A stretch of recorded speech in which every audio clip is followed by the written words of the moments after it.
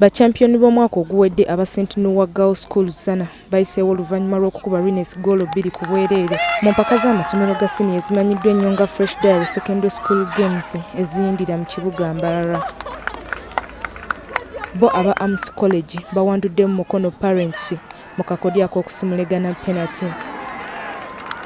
Guno gugenda kubeera mulundi gwa Amus ogusookedde ddala okuzannya Fayinolo z'amasomero so nga yo Noa ezannya Fayinolo yaayo ey'okubiri. Tugenda kusigala nga tuli focused ku kiki twagala kubanga okuva eka baatusindikanga bakompitita singa ba participants. Era ekitiibwa n'ettendo tubiddiza Katonda lwakuba yatusobolesezza okutuuka ku kino. Mu muzannyo gwa basketball aba Buddo SS nabo batuuse ku Fayinolo oluvannyuma lw'okukuba Bethel Covenant ensero 5-6-41. Ne badde yaffe naffe badde tumanyi tewagala kubanga twayogera tugamba twagala qualifyinga ku East Africa. Focus kati badde ya qualifyinga first. Kati tumaze qualifyinga kati focus sasa zino kya kikopo kati kutwala kikopo.